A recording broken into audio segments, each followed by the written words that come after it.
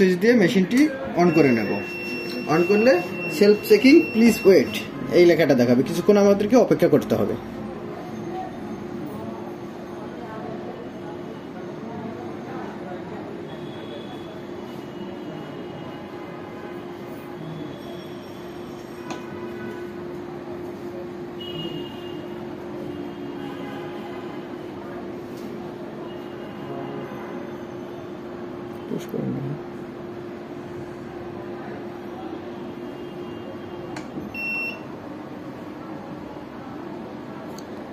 এরপর machine ready হলে দেখেন এখানে আমাদের ডেট অ্যান্ড টাইম এই অপশনটা চলে আসবে এবং নিচে ইএসআর, এইচসিটি, আউটপুট এবং ক্লক।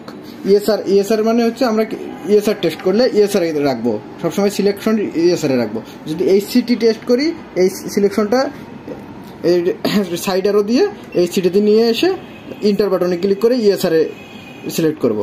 আর আউটপুটে হচ্ছে আমাদের ডাটা মেনুগুলো থাকবে, আমাদের কি কয়টা টেস্ট হয়েছে এবং কোনটার কত রেজাল্ট, এই ডাটা মেনুগুলো থাকবে আউটপুটে। এবং কোলোকে হলো টাইম অ্যান্ড ডেট, কোলোকের অপশন হচ্ছে টাইম অ্যান্ড ডেট। এখন আমরা করব কি ইএসআর করার জন্য ইএসআর সিলেক্ট করে নেব। নেওয়ার পর এই যে এগুলো হচ্ছে, এটা হচ্ছে ইএসআর লং টিউব। এই টিউবে এইখানে একটা সাদা দাগ আছে, এই সাদা দাগ পর্যন্ত আমরা হোল ব্লাড নেব। হোল ব্লাড নেওয়ার পর মেশিনের যে কোনো একটা হোলে রেখে দেবো, যেমন আমি এই যে 4 নম্বর হোলে রাখলাম। এরপর ইন্টারে ক্লিক করলাম, রেখে 4 নম্বর হলে রাখলাম। 4 নম্বর না, 3 নম্বরে রেখে দিলাম। দেখেন 3 নম্বর যখন রেখে দিছি তখন এখানে 3 নম্বর পার্সেন্ট মানে 3 নম্বর হলে একটা টিউব আছে, এটা শো করতেছে। এরপর 30 মিনিট পরে ও অটো রিপোর্ট দেবে।